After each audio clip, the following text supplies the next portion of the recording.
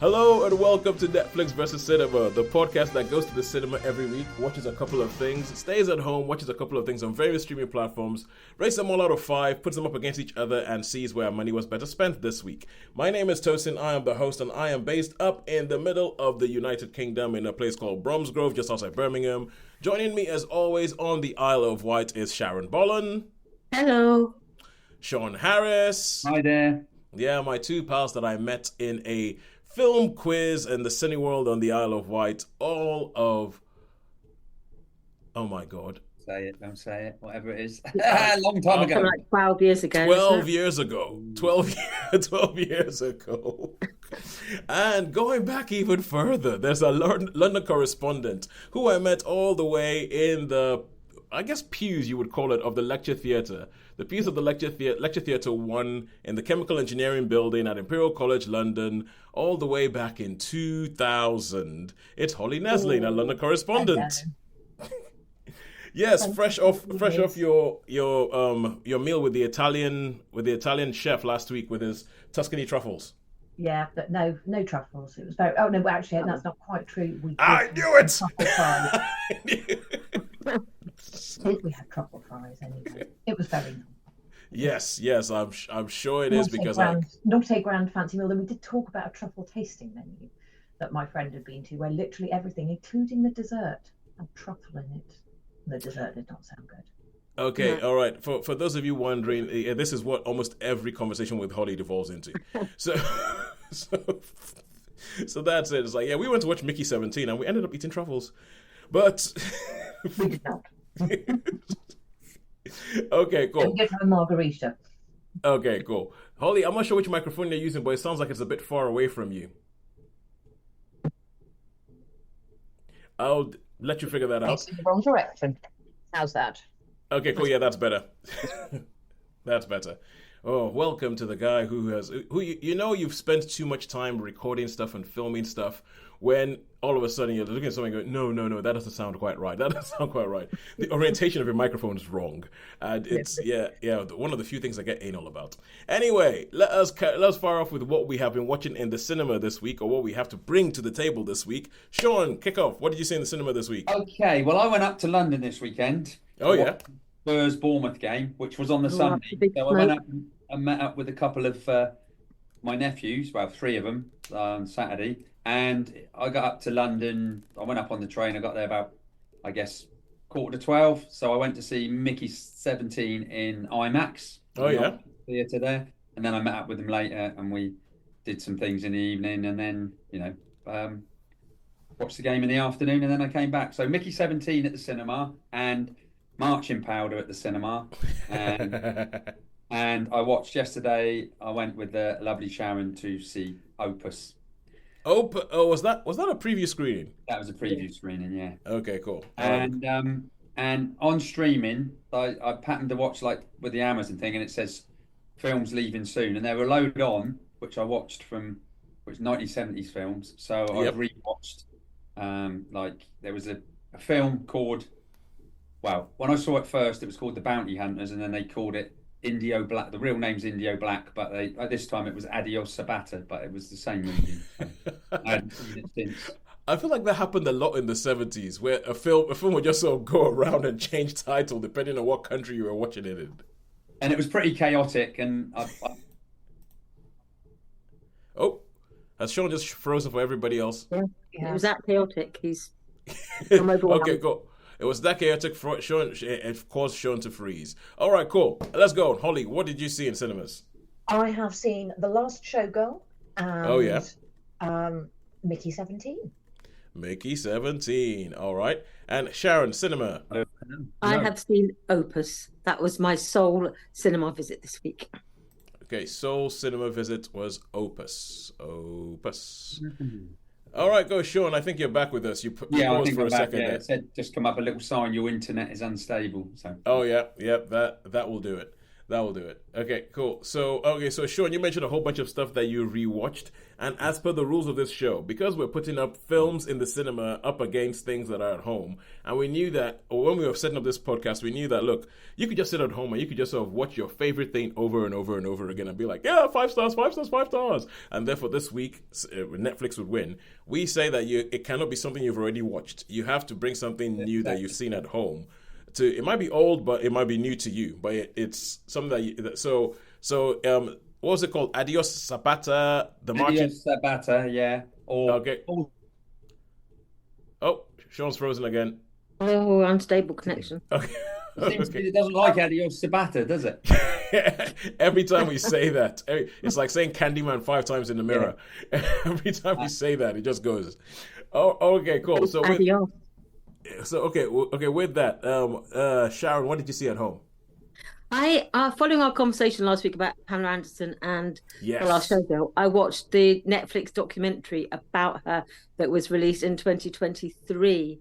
Yeah. I think it's something like Pamela Anderson, My Story, something like that. But anyway, it's the sort of up close and personal documentary that followed her around for about a year. Yep, I know the one. I watched it as well, but never actually spoke about it. So yeah, it'll be good to see what you think about that. And Holly, what do you see at home? I don't think I've seen anything new at home. Nothing I can remember. Okay. And I saw stuff that I emailed you. I sent to you guys on the WhatsApp group, and I've totally forgotten what it was that I said. Was it something to do with London? Something to do with My Fault or something? No. Oh, good God, I'm not watching that. Oh, right. Okay. Sorry. Sorry, this is well, okay. A bit of a tangent here, but this is something I'm guessing it's like the new teen thing that come. And the first time I heard about this, was that I was listening to something on Spotify, and there's this advert that's going around at the moment of playing a song and going, you might recognize this song from the current Amazon Prime hit film My Fault London. And I'm like, okay, this sounds like it's very sort of like teen skewing, very much like, what was the name of that thing that Sharon you hated? That teen thing that was all about a girl going. What? After, yes. It feels very. And the fact that it was called, and first of all, I hate that title, My Fault London. That's just like, what is this? What does that even mean? It makes me think that, okay, cool. So that means that it's probably part of a franchise and there's a My Fault somewhere. Number one, My Fault sounds like a stupid title for a film. And then My Fault London. Essentially, there's nothing about that makes me want to watch it. And maybe that might put me into grumpy old man territory. But you know what? If to not be a grumpy old man means watching something called My Fault London, I'm happy being a grumpy old man. But anyway, so it wasn't My Fault London. That was my point. Was my point. Sorry, I don't know where that came from. I'll tell you what it is, Sean. You've been seeing things on Prime. Video, like, because you've been trying to watch things before they leave, and they have. I can guarantee you, they have a massive My Fault London banner plastered on the home page, and you've just been seeing that, and subliminally, it's gotten in there because that's how they get you. But. Okay. Anyway, enough complaining. I need to calm down. So I remembered what I have watched at home. I have watched The Watched. The Watched. Yes, because I know. Didn't you review that when it was in cinemas? I thought you reviewed it. No, I think I reviewed it. Okay. Sean reviewed it when it was in because I also watched The Watched earlier this week because that was also, well, I'll tell you, essentially everything I watched at home was on Sky Cinema because my Sky Cinema subscription was running out, and I had all these things on my watch list for probably like a year, and I was like, oh, gotta watch all these things quick. Equalizer 3, quick, go. So what I watched was a film called After Yang, which is one that I have been looking to watch for. I've had it on my list for a good part of a year. After Yang with Colin Farrell and Jodie Turner-Smith, and another film called Turn Me On. And I was only going to bring this one up if nobody else had anything else, but I think so I'll tell you guys about Turn Me On, which is one of those things you've got to be careful when you type it to somebody to tell them I have watched this. Because let's just say that the potential for miscommunication is high. It is. It's like you've got to be careful if you put in beavers, haven't you, really? Putting what? Beavers? Beavers, yeah. Oh yes, exactly. You got to be careful if you go online and search beavers. Like when we reviewed hundreds of beavers. Yeah, yeah, had to be careful with that. All right, so let's kick off with the big film that is there this week, and the big one is Mickey 17. And Mickey 17. Okay, let's see. Holly, I'll give this to you. You fire away. You tell us about Mickey 17. Okay. Mickey 17 is a new sci-fi film that has just come out, directed by this is where my Bong Joon-ho. Thank you, who is famous for having previously done Parasite amongst many other very good things. Yeah. It stars Robert Pattinson as an individual on Earth who has got himself into a bit of financial trouble and decides to flee the planet as part of a colonization expedition. Yes. And volunteers himself for literally anything that will get him on without reading the small print, and finds himself signed up to be an expendable, an individual who is reprinted on a regular basis after dying of various causes. Yes. And he is therefore exists on this ship for the purposes of testing stuff. Finding out what it's like dying and all sorts of things. It's pretty much he pretty much exists for the purpose of dying. Yes, that is his entire point. So he finds himself on a spaceship with a charismatic former politician and evangelical leader, played by Mark Ruffalo. Very, very. You just called him Mark Ruffalo. Ruffalo, I did. Mark Ruffalo. Okay, now that is something I want to see. It's appropriate, actually, given the nature. I want to see that. I want to see like a live action adaptation of The Gruffalo, starring Mark Ruffalo. So he plays a charismatic, religious figure, ably assisted by his wife, played by Toni Collette. And off Mickey goes into space. Along the way, he very rapidly meets the wonderful, cannot remember what her name is either in reality. It's Naomi Ackie. Yeah, Naomi Ackie. The actor's name is Naomi Ackie. Nasha, that's it. It's so they pair up and off they go into space with him dying creatively along the way until they get to the distant planet that they were targeting, which point off he goes exploring the new planet, dying freely as he goes, until they encounters the local life forms, which look quite a lot like fairy woodlice, and are rather delightful in many ways. And stuff happens. Yes. There are disagreements. You have moral and ethical things and all sorts. But the big issue is that they think that Mickey 17 has died, except he has not. So they reprint him out as Mickey 18, except Mickey 17 is still there, and you are not allowed to have duplicates. Yes. This is not permitted. So madness ensues. In many ways. And I think that's about where you need to stop before all of a sudden you start giving away the film. Exactly. Yeah. Madness ensues. One thing I would say about that, you say about creatively dying. I did not think the dying was creative enough, quite frankly, because it's like you guys have seen Edge of Tomorrow or Live, Die, Repeat or All You Need Is Kill or whatever, and talking about films that have multiple titles. that was one of them. And I remember that there's a montage in that where Tom Cruise dies repeatedly. Yes, he dies. And I remember watching that going, okay, now that's creative. With this one, I felt like it was. There were some crazy things, but they were a bit more sedate. They were almost a bit more scientific. But yes. That is the thing of the film. And if you know, like Bong Joon-ho, when he creates films, like I remember Snowpiercer. I think possibly my favorite film of his is Snowpiercer. And even Parasite and everything like that, there's always this sort of social commentary thing going on. And there's many layers of that going on in here. I mean, the fact that you have like Mark Ruffalo, who for my money he's on a little bit of the same registered that he was in Poor Things. Yeah, when he played that brilliant idiot in Poor Things, he's a little bit there. Only like this time he's a little bit bigger. And obviously, when you have this like, you know, politician who has fanatical supporters who might not really know what's going on, but still seems to sort of like, there's a very, very real life obvious role model. Exactly. There's a real life obvious like, you know, parallel to what they're doing there and everything. So I'm not going to go into that. But yeah, there were bits of this that I liked, and there were bits of it that I wasn't so sure of. It's kind of like one of these films, because I was looking at it and I was watching this film going, okay, cool, okay, and I'll jump to the end and talk about, like, you know, what kind of star rating I would want to give it. And I was thinking, is it a 3? And I was thinking, no, but I feel it's too well made to be a 3. So it would have to be a 4.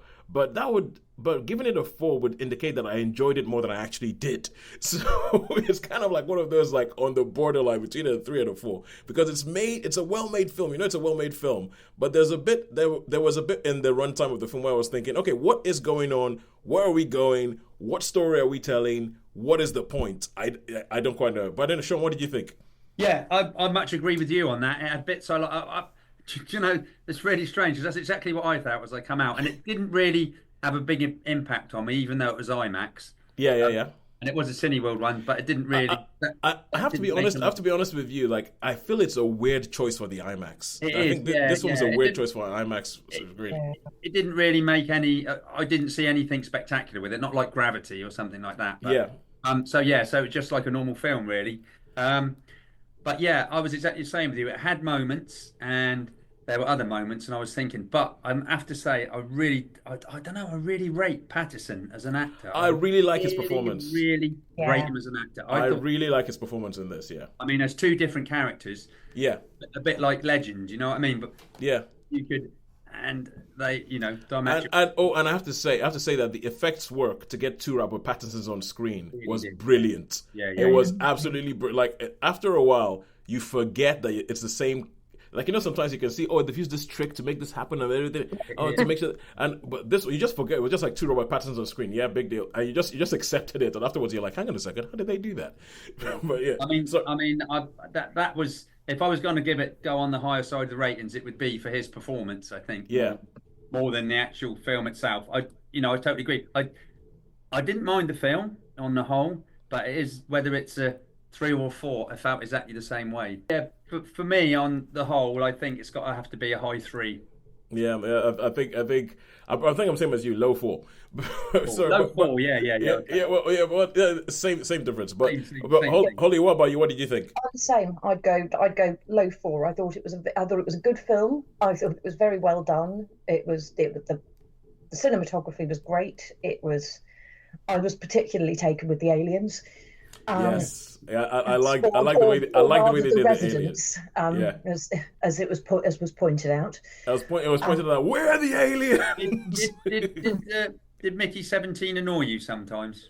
Yes. Did you find him a bit annoying? Yes, and I found Mickey 18 really unpleasant at times as well. So it was quite interesting having such a different set of feelings about ultimately the same person.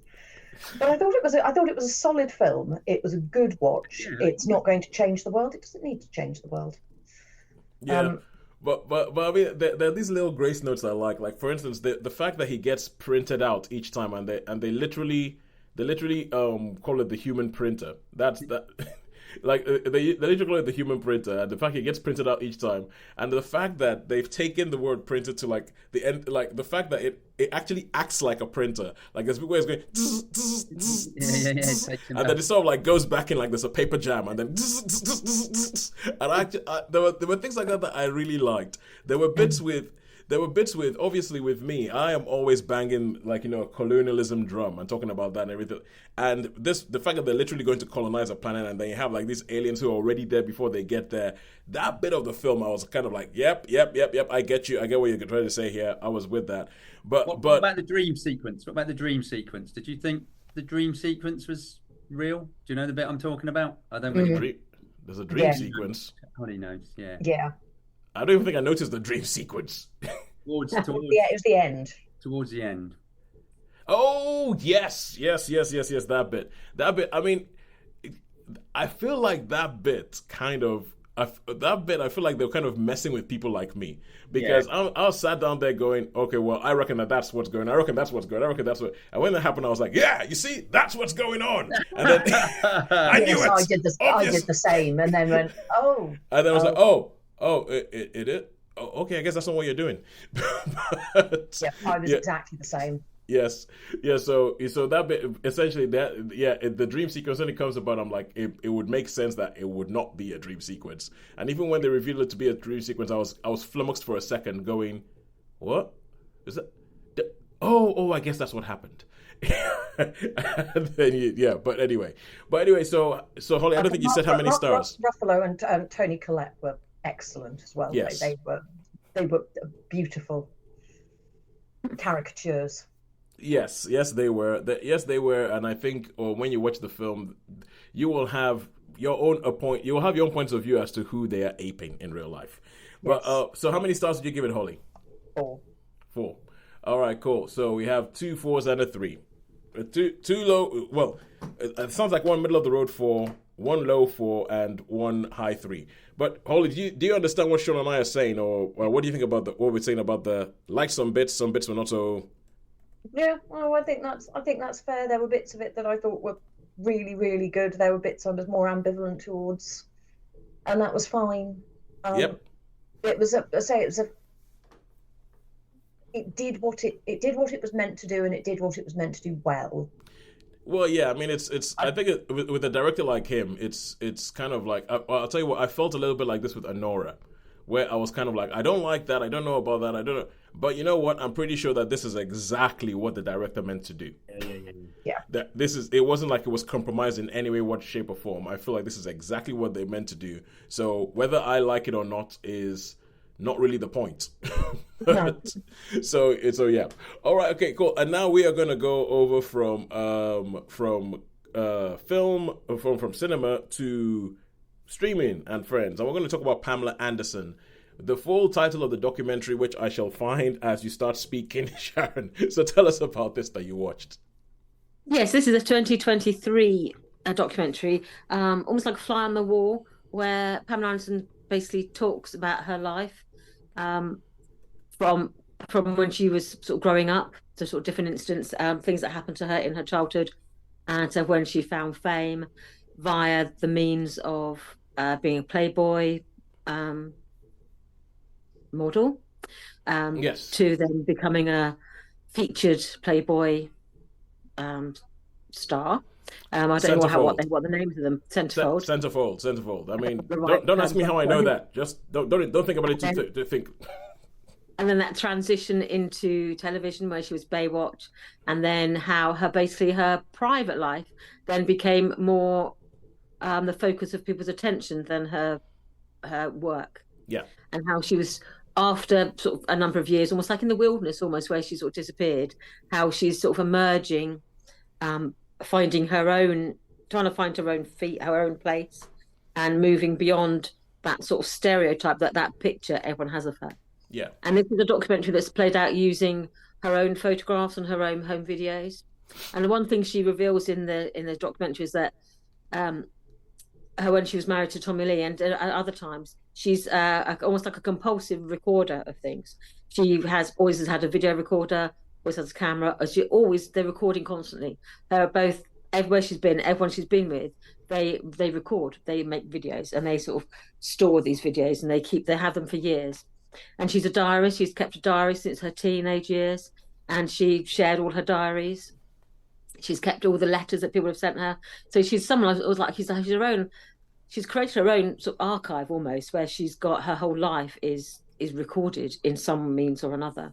And she's sort of shared this quite openly with the documentary makers, and said, I'm just take them and use what you want, because I don't want to read them again. I don't want to relive that moment, but use them. So they've used obviously her own words and her diaries and videos that she shared with them. Yeah. And obviously the elephant in the room is obviously the scandal that arose about how, against her will, she became a sensation for starring in the first viral sex tape. Celebrity sex tape, yeah. Celebrity sex tape, where it was one that was, again, part of the recordings that her and her husband at the time, Tommy Lee, made. that they'd recorded, and they'd labelled them as honeymoon, and they'd put them in a safe.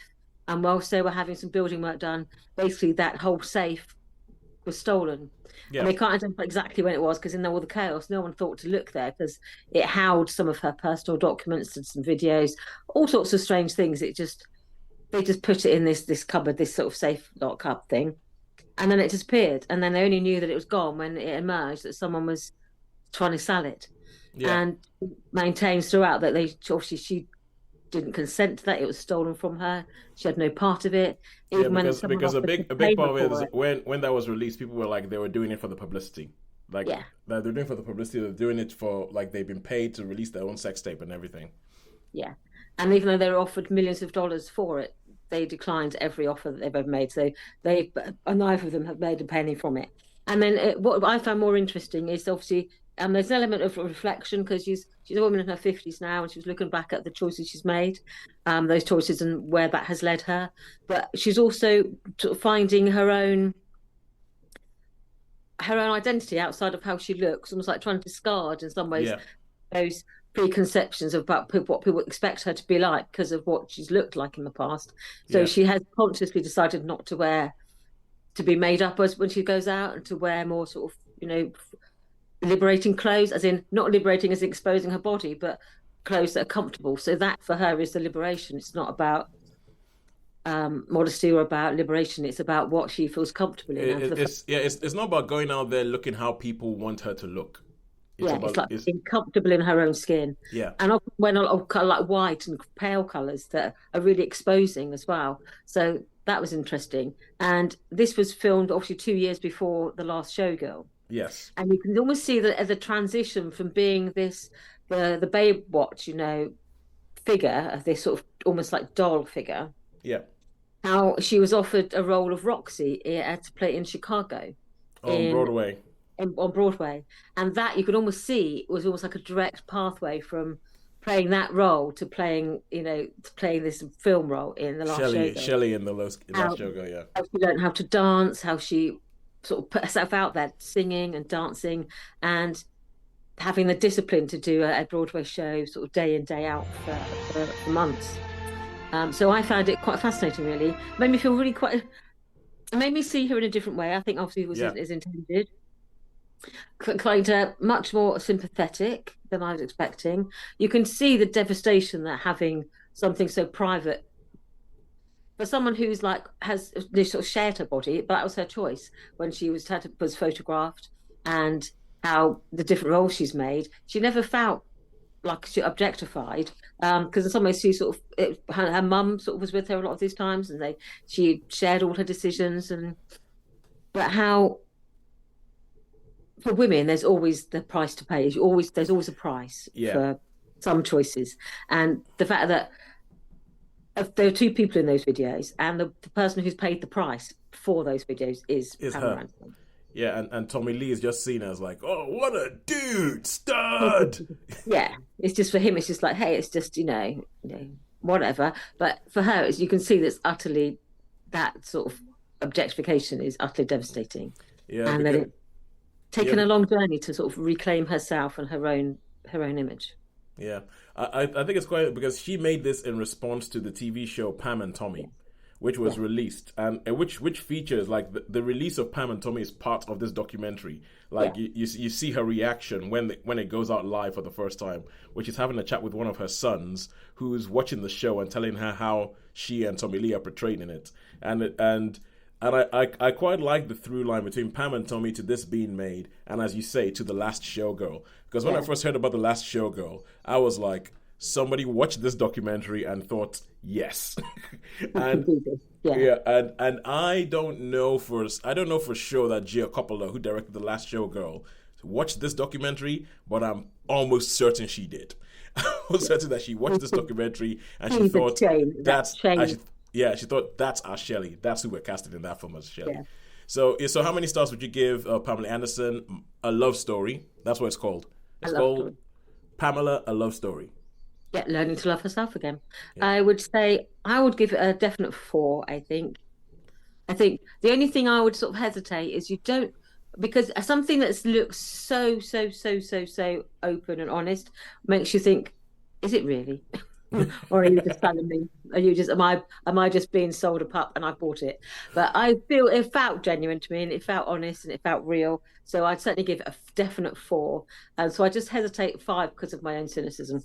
But I would think I would say it was a definite 4. Yeah, because she's pretty much the only person in it. Like, it's not as if they go, Ron, let's go back to your childhood and find that person who you pushed over in a playground once. She's the only person in it. So it has her total cooperation. So that does make that. But the fact that nobody has come out and said, no, she's a liar, she's totally, since that makes me think, And with that, Holly, quickly, Last Showgirl, you saw that. What did you think?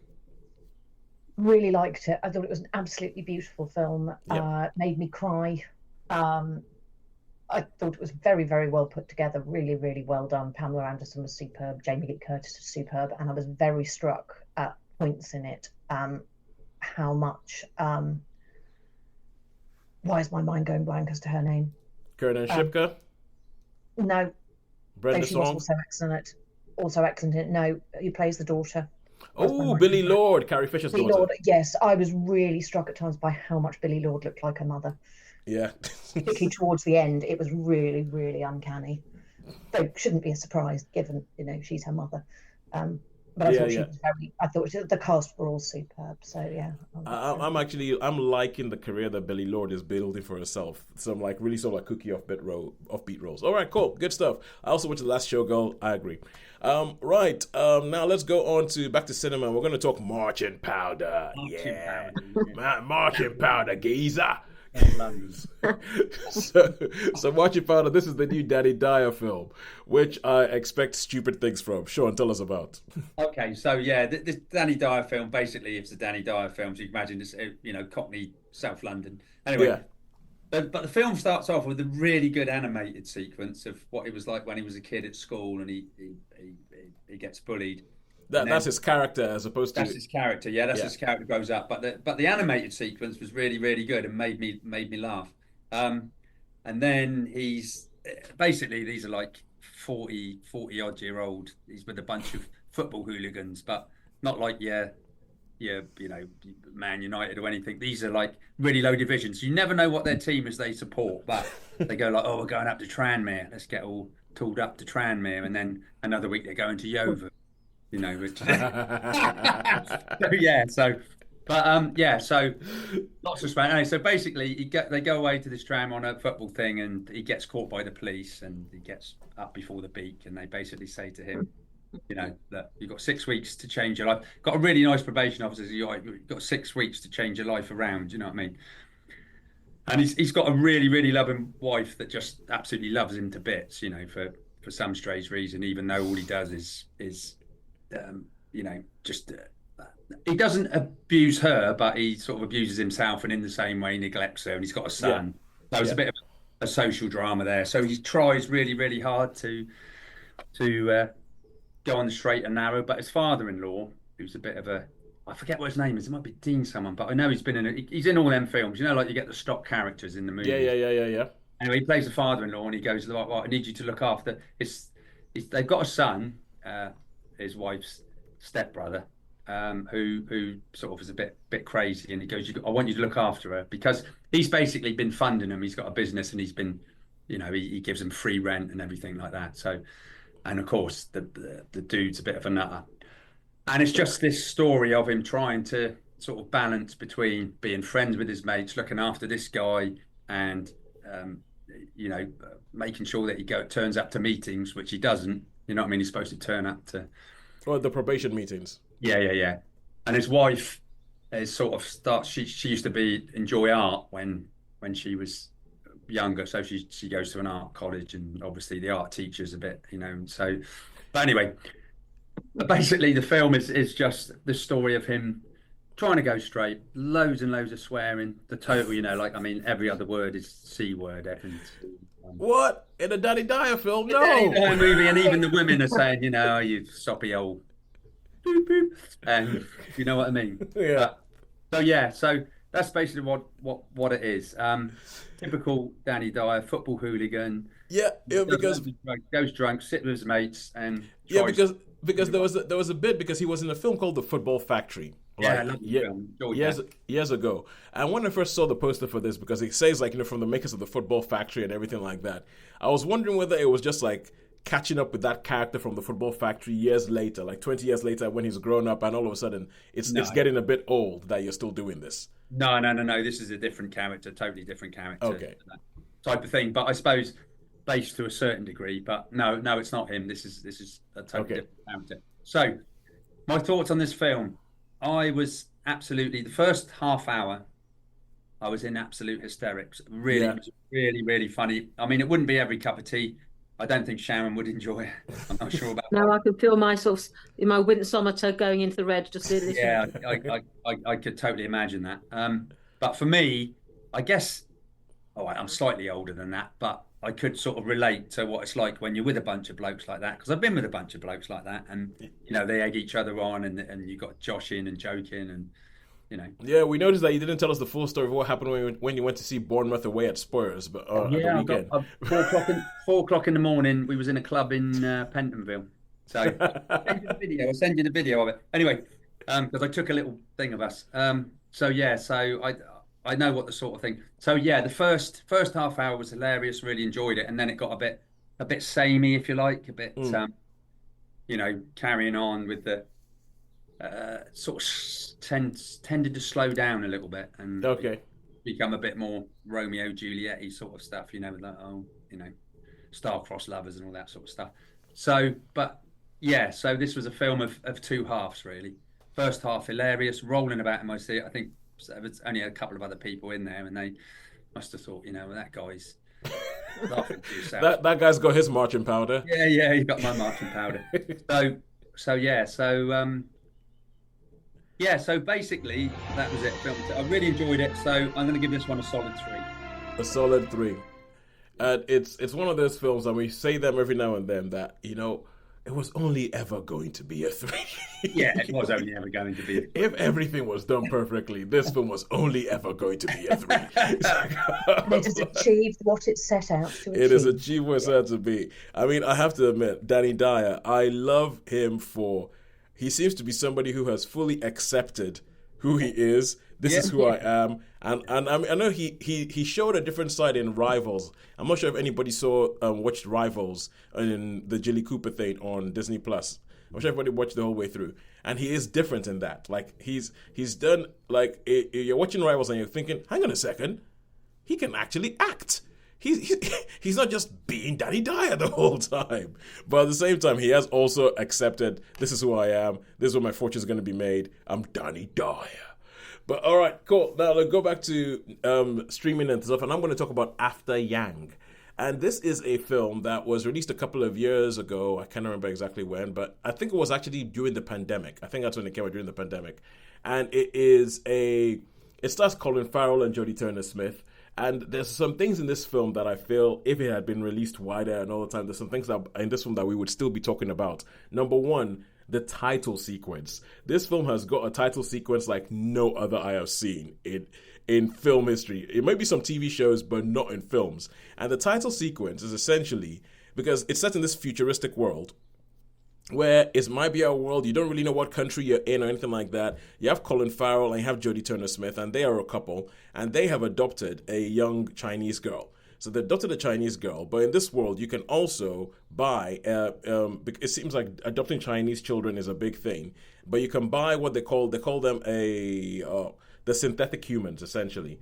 The synthetic humans are androids, and you can buy, and so they buy one called Yang to be an older brother for this Chinese girl that they've adopted, so that she still has a connection to her Chinese heritage. So he talks to her about China and talks about all these different things, and that she learns Chinese from him. He calls her Mei Mei, which is the Chinese word for younger sister. She calls him Gaga, which is the Chinese word for older brother, that kind of stuff. And the opening sequence is that they have this game that they play in this world where they say for families of 4, and essentially you stand in front of you just see a screen. and they just keep jumping around all these different families with people in them. You have like Oscar nominees, you have actors, and they are all doing this dance sequence. Like think something like Just Dance or Dance Dance Revolution, and they're playing this game, and they're all just doing this dance and it just keeps jumping about. And the opening sequence for this is mad, and I cannot believe that more people do not talk about the opening sequence of After Yang. It is crazy. It is brilliant, and it is the action highlight of the film. Because after that, what happens is, as they're doing this dance sequence, all of a sudden they all stop doing the dance, but then Yang keeps doing the dance, and they're like, Yang, stop, Yang. And then you find out that what happens is that Yang has malfunctioned. So Yang has malfunctioned, and they're trying to, and the rest of the film is them trying to figure out what has gone wrong with Yang. How do we fix him? Because in this world, if a synthetic human stops working, they actually start decomposing. So it's not just kind of like, synthetic skin, that's all fine. They start decomposing. And there's also a world in which they have clones and all that. So while Colin Farrell as the dad is trying to find out more, he's trying to find out, okay, how do we fix him? And he goes to pretty much an Apple store. And it's an Apple store for synthetic humans. And anybody who's been to an Apple store and tried to get a phone or a laptop fixed will understand the pain of this scene where he goes to the Apple store trying to fix this person who, for them, is a member of the family. He's not just a robot. He's actually a member of the family. And their daughter is crying, saying, when is Yang coming back? Is Yang coming back? And they're having all these discussions as to how do we let her know about death? How do we go get another one? We can't really get another one. I don't even think we can afford it, but it might be good for her to learn about death and all that. And so it becomes this sort of philosophical thing as to what makes us human, because he finds out that in the model that he bought in Yang, because he bought Yang secondhand, there's like this module in there and there's a conspiracy theorist who he goes to who tries to fix it, who's kind of like, it's spyware, man. I told you they're looking at us, man. It's spyware. And he turns out when he goes to an actual sort of like scientist at a museum, she's like, oh my God, this is like the mother lode. We never knew that this exists. This is actually, they made models where they said, we're going to let the robot themselves or the android themselves choose memories and say these things and so it's all about, so when he starts looking through it, it's about these snippets of Yang's life and the things that Yang has looked at and has decided, this is something I want to keep a hold of. And it becomes this sort of bit where it starts, one of these philosophical things where it starts blurring the line as to, okay, so at what point does Yang kind of start really becoming human? And and you have this whole thing like Colin Farrell is a guy who bought a synthetic human for his daughter to be a part of his family, but hates clones. And his neighbor has 3 daughters who are all clones. It's this kind of like, it's a built world. It's a little bit futuristic. It kind of like goes into okay, what's going on here? And if you like your films a bit slower moving and where nothing really seems to happen, but people are just sort of like grappling with all these concepts of things, it might be for you. I quite liked it. It's a 4 out of 5, but I will say that it was a bit slow, and I stopped watching it a couple of times. I went back to it, and I never really felt, it was never really like a bind to stop watching it. It was like, oh my God, no, I gotta. It was kind of like, yeah, I can stop this. I can come back. It's no big deal. So 4 out of 5 for After Yang. I would recommend it. And if nothing else, try and Google the opening sequence or the title sequence of this film, because it is mad. Especially when you think about Colin Farrell and Colin Farrell's like, what's the word?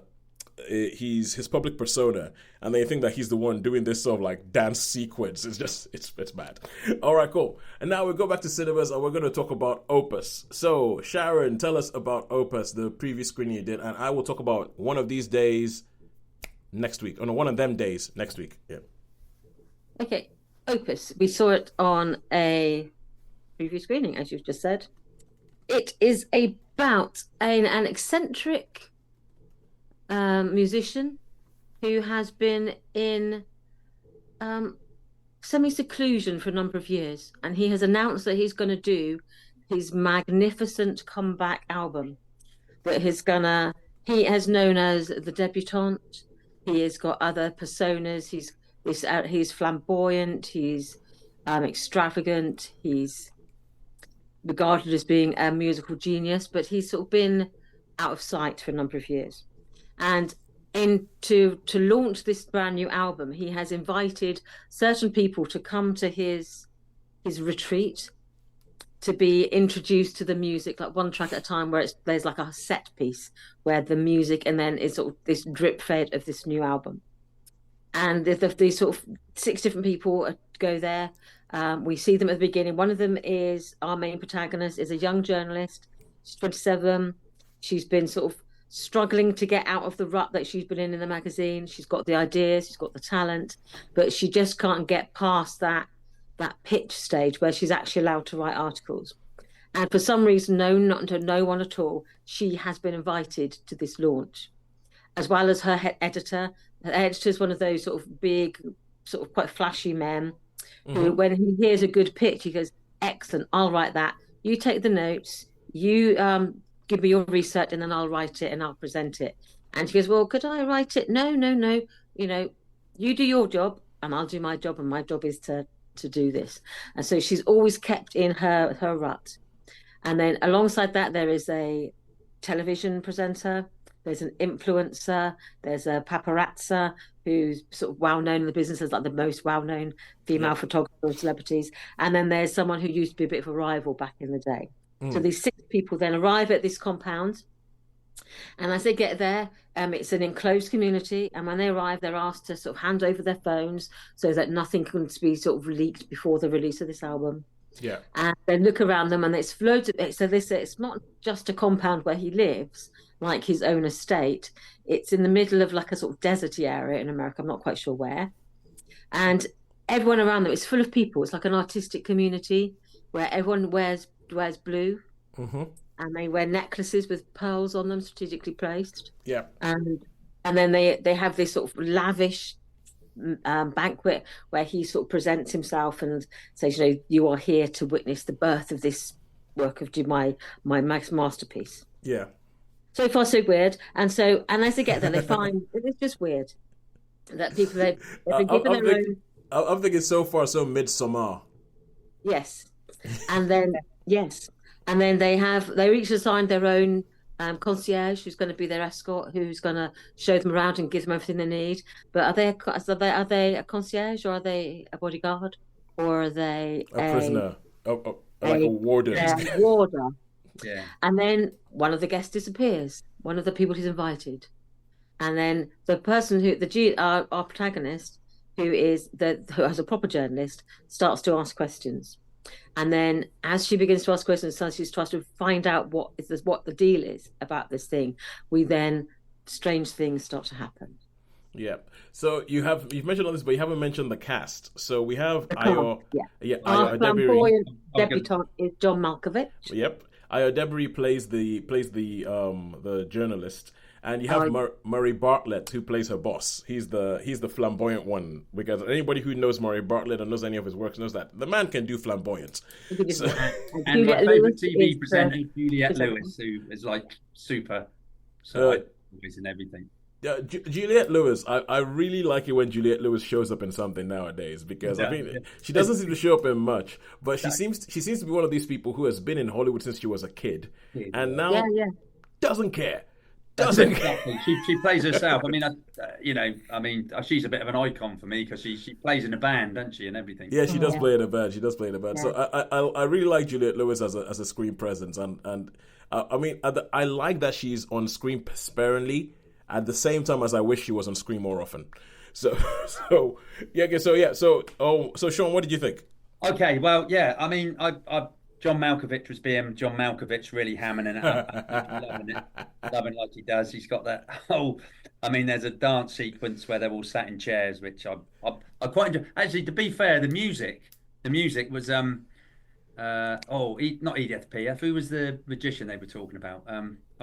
My babe, Nina Simone. Nina. So yeah. Nina, there's about Nina, you know, and then there's a puppet show about Nina. But anyway, it's pretty weird. Billie Holiday. The puppet show is about Billie Holiday. Billie Holiday, that's it. That's what I was thinking. Not Nina Simone. Billie Holiday. Yeah, it's all about. Nina Simone was featured, but they made a song called Dina Simone, so it was like this sort of weird song. Oh yeah, it's totally weird. It goes all totally weird, and I don't think there was any real surprises there, Sharon. I don't know if you were surprised. No, I mean, you could sort of see where the film was. You could see where it was going. I think at the very ending, I didn't quite see the very ending. No, The sort no, of no, I know what you mean. the Yeah, oh, you couldn't call it really a twist, but the reveal at the end, reveal, yeah, the that reveal. basically makes the whole film make sense is at the very end. The Yeah, I last guess scene, that's really. why I didn't see it all coming, but as it was unfolding, you're thinking, wouldn't you be thinking, I don't want to stay here now after that's some sort exactly of what I weird said. thing? Well, I just said as soon as they said, "Oh, let's have the phones," I'd have been that. Out of here, man. Yeah, I've seen Like, too get many me the films hell. Yeah.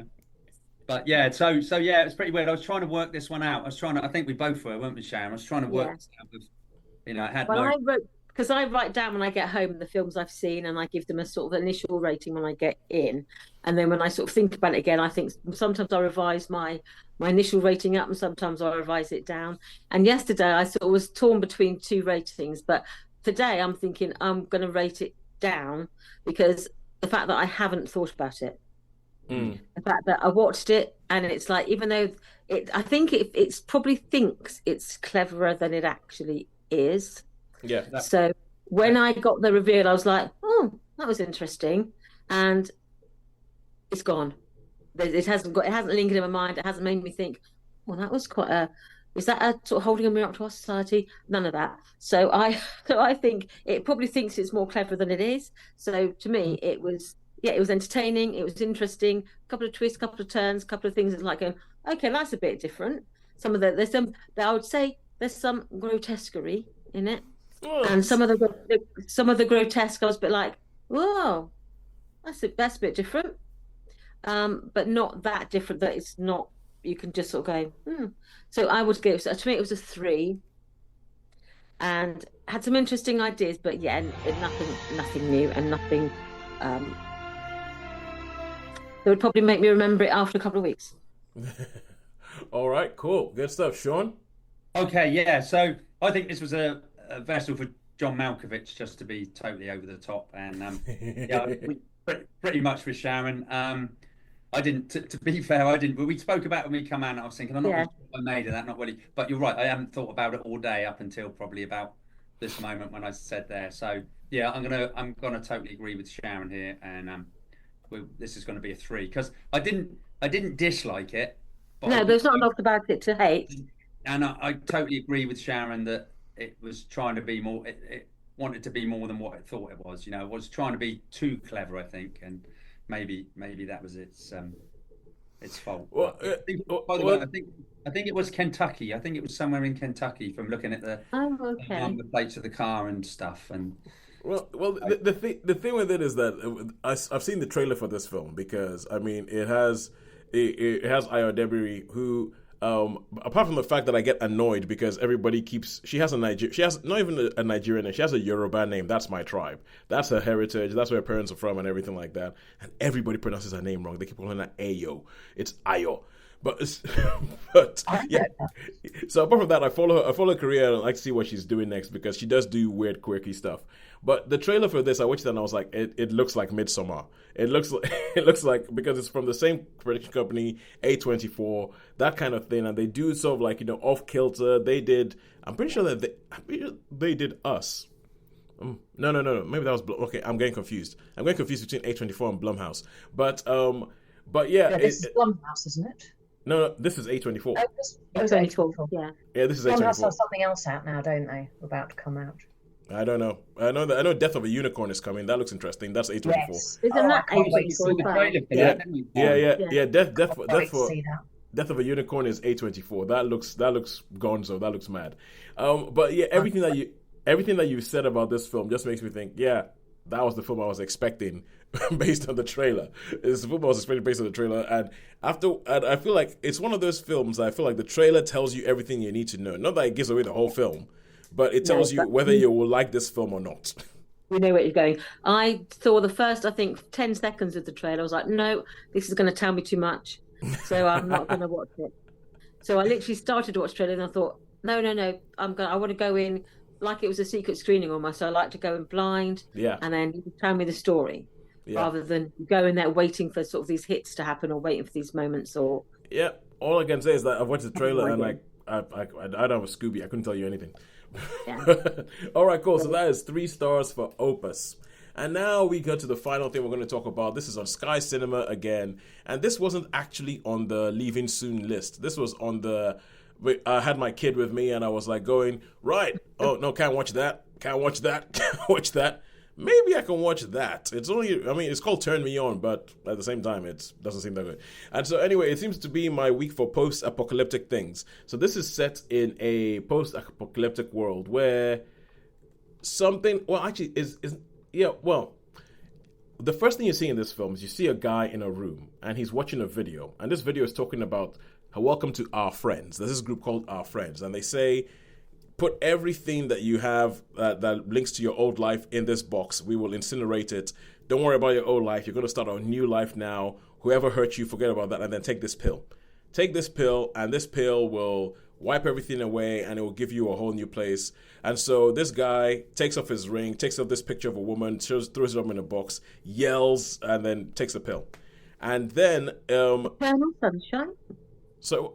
Eternal sunshine? There's issues, there's similarities. Only that with this one, then he goes into... The next thing you see this commune or this group of people who all dress the same way. You meet a couple played by Nick Robinson and Belle Powley, and they wake up in the morning, they take their pills, they are very deadpan, there's like no emotion there whatsoever, and they just keep asking each other, are you content? Yes, quite content. And then they watch the same TV show, everybody watches the same TV show, it's just random shapes animated moving around the screen. They don't eat food, they just drink smoothies that are all labeled like the food or something like that, like something very banal. They all wear pastel colors, they get up, they walk, they go to work, they come back home, they go to bed, they start the next day, it happens all over again. Then she goes in for a medical checkup and they tell her, you need to stop taking your pill because we think you have cancer and we need to sort something out.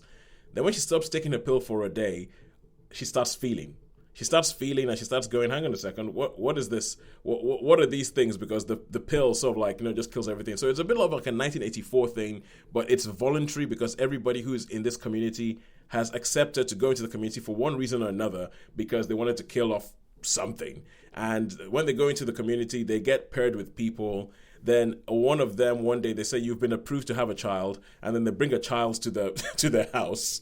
And they say, this is now your baby. And then they have the baby. And as they're having the baby, they're like, okay. The baby starts crying. And they're like, what's that? What's that noise? What's this baby making all this noise? And then there's a leaflet that goes, to begin with, human young ones can have like irrational feelings until you give them the mixture that in baby form. And then they give the baby that stuff in the baby form. And then the baby stops crying. And then the baby just becomes like them, essentially, like unfeeling, unthinking.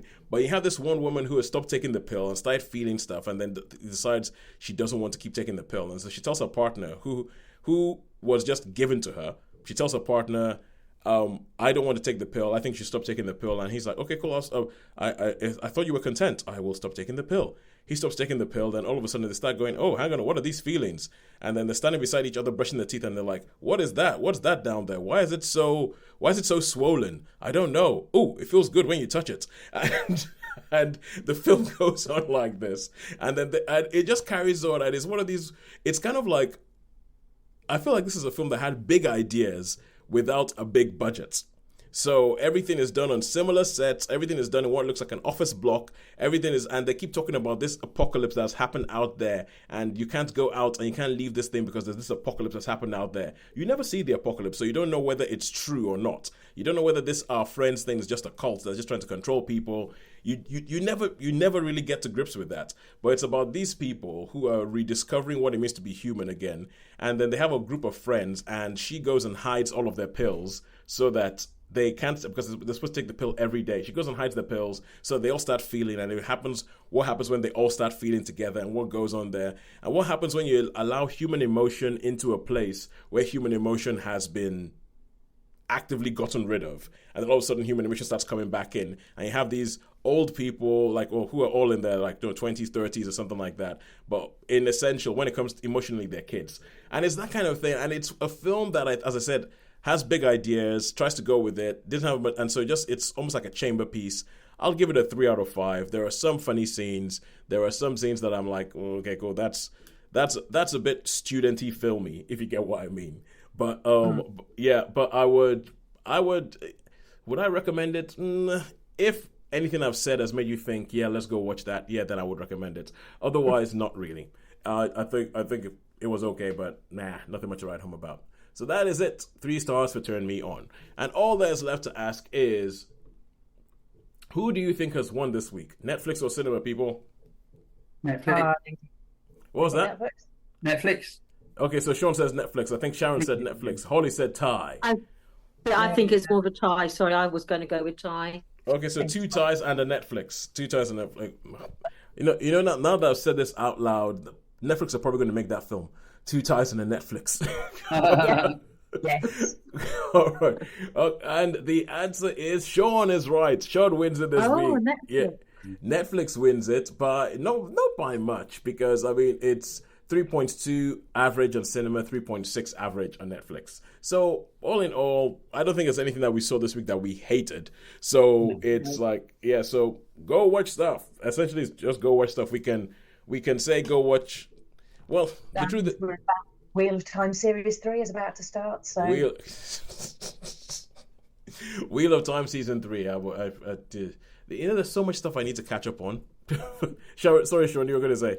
No, I just remembered. I just remembered a film I watched on Plex when I was at my mum's, which was saying about Pamela. I watched a old film called Lovelace. But All right. With Amanda Seyfried. Amanda Seyfried, yeah. The one about Linda Lovelace, who was a porn actress. That's right. She was a porn actress, but it's how she got into it, and she didn't really a bit like Pam Anderson, really. It's about, controlling and stuff like that. But yeah, it just reminded me. That's like when you you see so much stuff. Yep, 100%. Which is why I have the spreadsheets. I have a spreadsheet that I write everything down. It's like I've seen that. Remember that. I have things that I still haven't spoken about, like Bad Monkey on Apple TV Plus. But anyway, until next week when we will see something. You will see something. So what was that, Holly? So I've got 2 lined up, seeing Thingy Marching Powder tomorrow and Black Bag on Saturday. Ooh, Black Bag. Black Bag looks interesting. It looks interesting. We're not getting so much on the island. There was a film that I saw. Yeah, they've missed us a few times. I looked at what was on next week, and I think I got up the Whitley one instead of the Isle of Wight one, and I thought, oh, that looks a good one. But I was looking at a different cinema, so yeah. All right. Okay, but until then, I mean, I'll tell you what. Get in touch with us. Get in touch with us on YouTube, Netflix via Cinema, Twitter, Netflix via Cinema. Where else are we? We'll just go with those.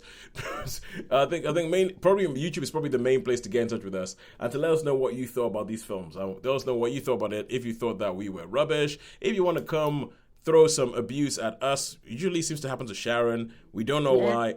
Please stay away.